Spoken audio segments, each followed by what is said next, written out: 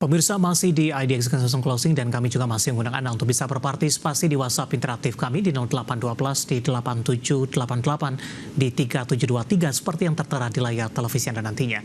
Dan langsung saja pemirsa kita akan coba lihat saham-saham pilihan yang direkomendasikan terutama di tengah pelemahan dalam indeks harga saham gabungan di sepanjang perdagangan hari ini, di mana indeks harga saham gabungan di sesi kedua melemah di atas 2% pemirsa.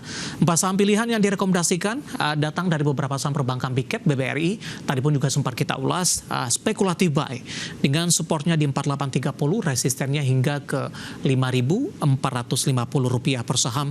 BMRI juga spekulatif buy, supportnya di 6.775, resisten hingga ke 7.400. Kemudian ada duo Tekim dan INKP pemirsa, hari ini melaju kencang di tengah pelemahan indeks harga saham gabungan. Tekim buy on break di 7425, resisten hingga ke 8.000. INKP juga rekomendasinya sama, buy on break di supportnya 8.600, resisten hingga ke 9.300. Ada BBRI, BMRI, Tekim, INKP, dan lagi-lagi keputusan investasi tetap ada di tangan pemirsa IDX Channel. Baik, kita lanjutkan kembali perbincangan bersama dengan Bapak Peter Susilo, Branch Manager of JUC Semarang Gocuan. Dan kami ingat kembali, Anda masih bisa berpartisipasi di WhatsApp interaktif kami seperti yang tertera di layar televisi Anda nasinya.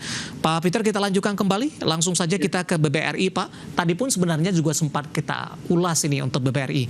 Kita review singkat saja spekulatif buy untuk BBRI. Dengan merekomendasikan hanya spekulasi buy, artinya ada hal-hal atau indikator tertentu yang mungkin harus diwaspadai oleh para investor di tengah pelemahan dalam yang masih terus berlanjut, Pak Peter.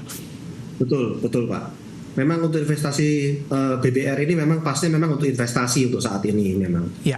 Kalau untuk jangka pendek, untuk kondisi seperti kayak saat ini, saya sih tidak anjurkan untuk beli dulu untuk BBRI, Pak. Tapi kalau untuk investasi, untuk sekarang boleh untuk spekulasi baik kita boleh ambil. Oke.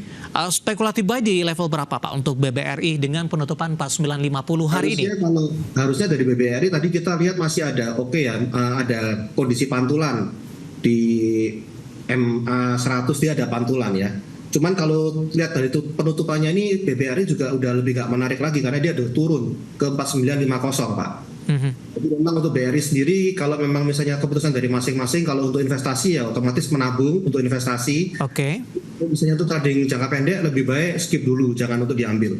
Baik. Jadi harus disesuaikan money management masing-masing dari tiap individu ya Pak ya. Oke. Kalau untuk investasi lebih ke arah buy atau posisinya buy on weakness Pak untuk BBRI?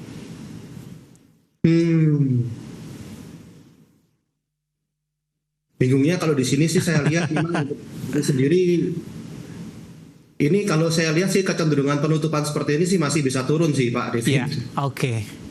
Lebih ke arah wait and see terlebih dahulu ya Pak? Kalau saya sih lihat BBRI ataupun boleh dibilang hampir keseluruhan ya Pak ya. Ini IHSG udah bukan meriang lagi Pak, demam Pak. Oke, baik. 4950 untuk BBRI melemah di 2,94%, lebih ke arah wait and see terlebih dahulu. Tapi kalau untuk investasi ini merupakan harga yang menarik pemirsa, dan lagi-lagi keputusan investasi tetap ada di tangan pemirsa IDX Channel. Kita berlanjut ke BMRI Pak. Spekulatif buy juga, supportnya tadi 6775, resisten di 7400. Apakah rekomendasinya juga sama seperti BBRI? Sama Pak, otomatis karena memang dia juga ini lihat candle-nya juga memang dia turun, cuman memang dia ada pantulan sedikit sekali. Tapi ya kalau dilihat tutupan seperti ini juga memang kurang menarik sih ya Pak ya. Apalagi untuk trader-trader jangka pendek nggak menarik sih ini memang BBRI. Jadi harusnya ya wait and see dulu juga. Tapi kalau untuk investasi jangka panjang, ini bonus begitu Pak, diskon ya Pak?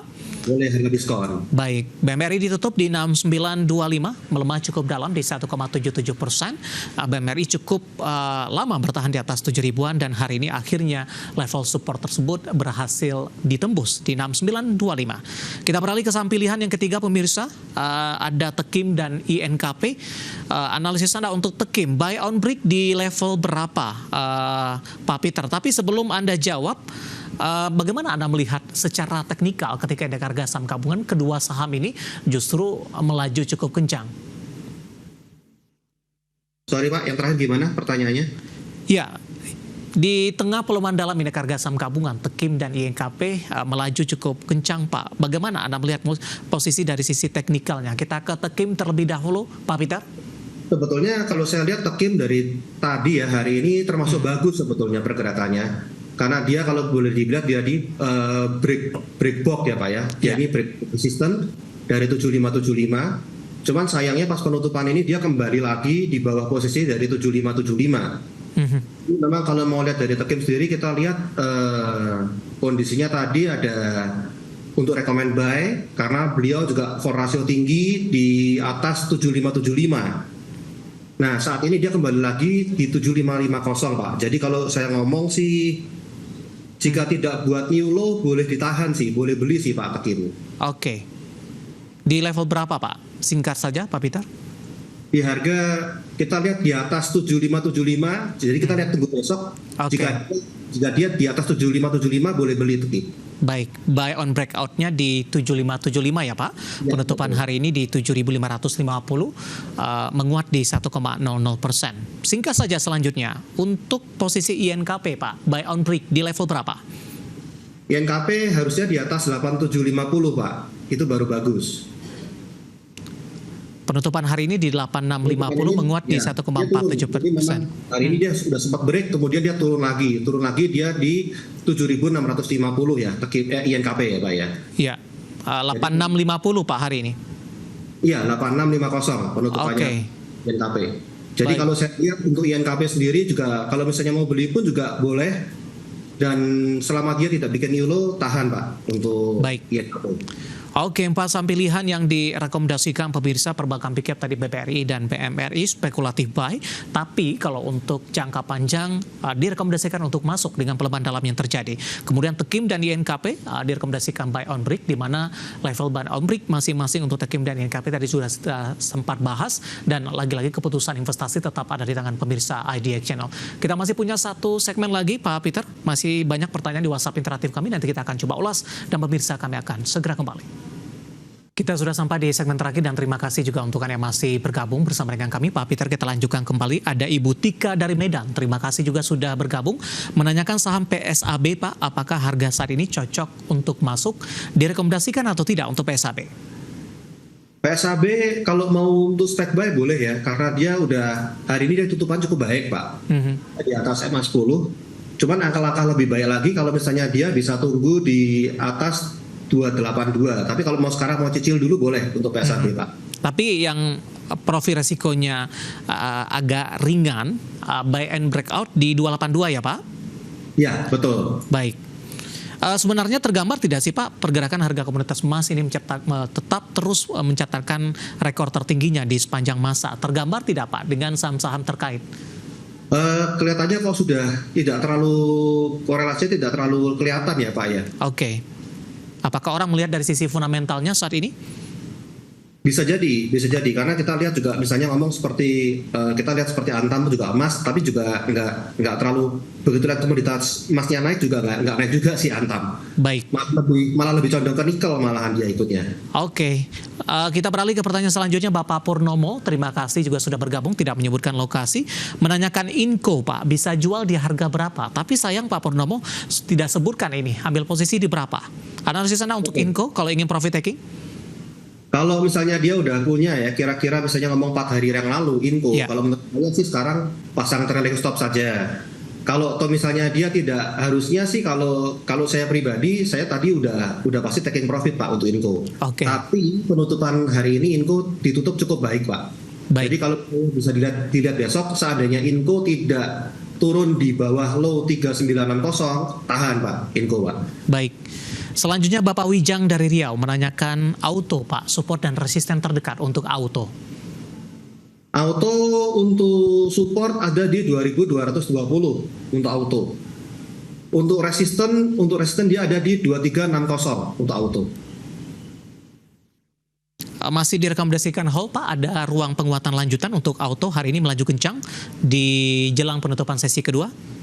Kalau untuk auto saat ini bagus nih Pak, hari ini penutupan dia juga mantul ya, mantul dari 220 dia mantul hari ini, dia naik dan ada kemungkinan dia bisa melaju kalau misalnya sampai dia di atas 2300 bagus Pak, bisa ditahan sampai ke 2360. Baik.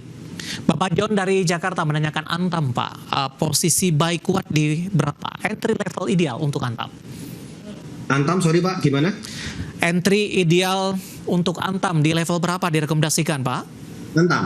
Antam untuk saat ini tidak rekomend untuk entry dulu. Kalau misalnya memang Antam misalnya mau entry, boleh tunggu di 1420. Jadi di area 1420 antara 1390 sampai 1420 boleh entry, boleh cicil. Oke, Bapak Hendri dari Jakarta menanyakan Telkom Pak, sudah direkomendasikan masuk atau tidak? Telkom. Wah, kalau Telkom ini lebih baik tunggu dulu Pak. Seandainya belum punya posisi, tunggu dulu. Karena dia saat ini dia baru break new low dari candle kemarin. Masih bisa jatuh lagi Telkom. Oke. Ruang pelemahan masih akan terbuka cukup lebar untuk Telkom, Pak? Kalau menurut saya iya, dia bisa turun. Kalau misalnya dia jebol sampai 2910, dia masih ada pantulan, masih lebih baik. Tapi kalau misalnya dia jebol 2910, otomatis dia akan melanjutkan aksinya ke 2820, Pak. Oke. Baik, kita beralih ke saham selanjutnya untuk Astra International, Pak. Kali ini tidak menyebutkan nama dan lokasi. Pertanyaan juga sama, ingin masuk kepada ICE. Di level berapa direkomendasikan? Kalau ICE saya akan tunggu pantulan dulu ya Pak, karena hari ini juga candle ditutup kurang bagus. Iya. Kalau misalnya dia besok ada penurunan dan kemudian ada pantulan di harga 4.950, boleh disikat dan boleh dicicil. Oke. Selanjutnya ada Ibu Yeni dari Bandung menanyakan Goto Pak, analisisnya. Goto ya. Goto untuk hari ini seandainya misalnya sudah belum punya ya Bu, belum punya, tidak rekomen untuk misalnya untuk diambil dulu untuk Goto. Iya. Misalnya sudah punya, udah harus siap-siap untuk taking profit. Oke. Belum sempat melaju ke 71-an Pak, masih di 70. Sebenarnya secara teknikal apa yang menjadi halangan untuk Goto untuk melaju lebih kencang lagi? Singkat saja, Pak Peter. Goto sendiri koreksi saat ini nih memang dipicu dari beberapa faktor eksternal sih Pak. Iya. Jadi dia seperti ada sentimen negatif pasar secara umum ya, kinerja secara fundamental Goto ini masih menjadi perhatian untuk beberapa investor. Jadi memang kita lihat Goto masih mencapai keseimbangan antara ekspansi bisnis dan mencapai profitabilitasnya dia masih dilihatin, Pak. Oke, jawaban untuk Ibu Yeni dari Bandung menanyakan Goto hari ini melemah di 5,71%. Tampaknya sekaligus mengakhiri kebersamaan kita untuk kali ini. Terima kasih untuk Anda yang sudah berpartisipasi di WhatsApp interaktif kami dan silakan bergabung bersama kami kembali di waktu dan di program yang sama di Perdagangan hari selanjutnya. Pak Peter, terima kasih juga sudah bergabung, sehat selalu Pak. Terima kasih Baik, Pak David. Terima kasih ada Bapak Peter Susilo, Branch Manager of JUC Semarang Gocuan, dan tampaknya sekaligus mengakhiri kebersamaan kita untuk kali ini. Dan pemirsa jangan lupa saksikan program Market Hale yang akan tayang pada pukul 16.30 waktu Indonesia Barat. Karena urusan masa depan harus terdepan. Aku investor saham, saya David San Oval pamit undur diri dan sampai berjumpa kembali.